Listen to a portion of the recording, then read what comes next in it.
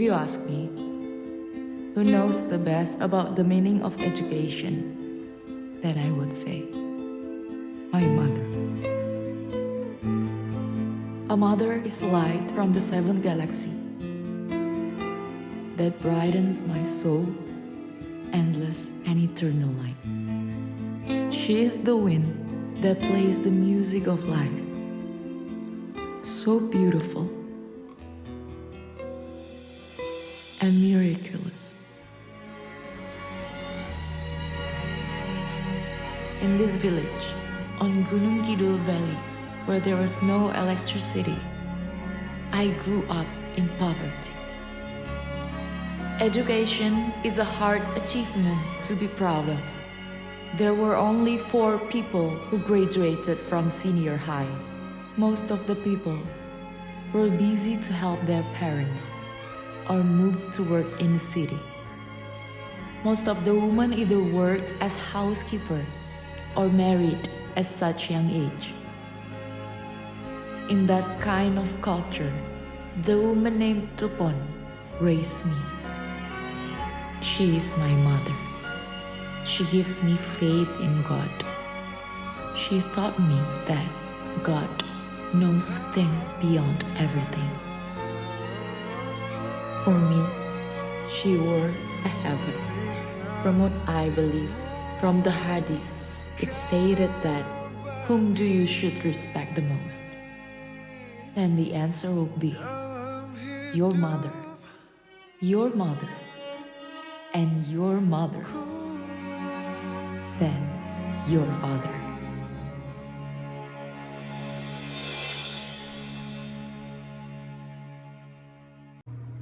Assalamualaikum warahmatullahi wabarakatuh. Perkenalkan, nama saya Rahmat Fareniak dan mahasiswa Fakultas Ekonomi dan Bisnis kelas Manajemen 19D NPM 194111116 Universitas Teknokrat Indonesia. Di sini saya akan mereview film tentang Mimpi Ananda Raih Semesta.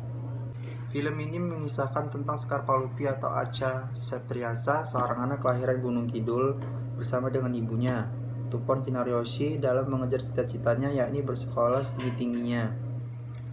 Pertanyaannya, setinggi apa? Lulusan SMA kah? Atau cukup menjadi lulusan SD?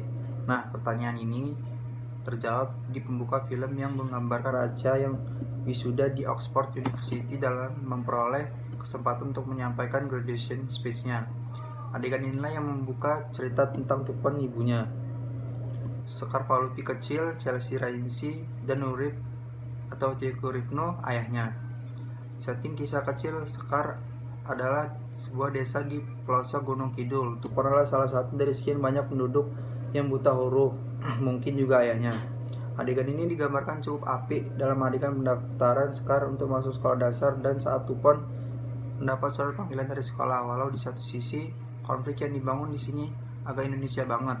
Pendidikan di lingkungan Tupon dan Sekar kecil adalah hal yang sangat langka. Suatu faktor sosial yang masih akan Anda temui di pedalaman Gunung Kidul sampai saat ini, atau juga mungkin di pedalaman Indonesia yang lain. Namun walaupun Tupon tidak terdidik secara formal, dia memiliki cita-cita agar anaknya menjadi orang yang terdidik. Salah satu inspirasi Tupon adalah Ustadz Ngali atau Kholidi Asadil Alam.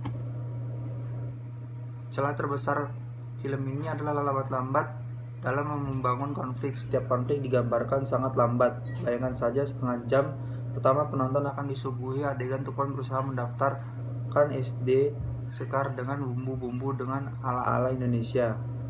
Ini satu contoh saja, karena 80 menit berikutnya penonton masih akan disuguhi konflik lambat yang serupa, padahal adalah potensi besar konflik yang lebih bisa membuat air mata berderai jika saja penulis skripnya bisa mengeksplorasi konflik, apalagi dengan acting Kinaryoshi yang spektakuler. Sempurna menggambarkan orang Gunung Kidul yang udik, tidak terdidik, dan miskin, walaupun ini juga menjadi antitesa dari kurangnya detail yang dibangun bagaimana ibu dan bapak Sekar memiliki pemikiran yang berbeda dibanding penduduk yang lain dalam hal pendidikan. Kehadiran Ustadz Ngali juga seakan seperti keajaiban dunia nomor 8 karena sosoknya yang tidak utuh digambarkan dengan Ustadz Ngali yang memilih untuk tidak fish dengan penganut animisme seperti Oase di antara film-film bertema dakwah belakangan ini yang cenderung menggurui.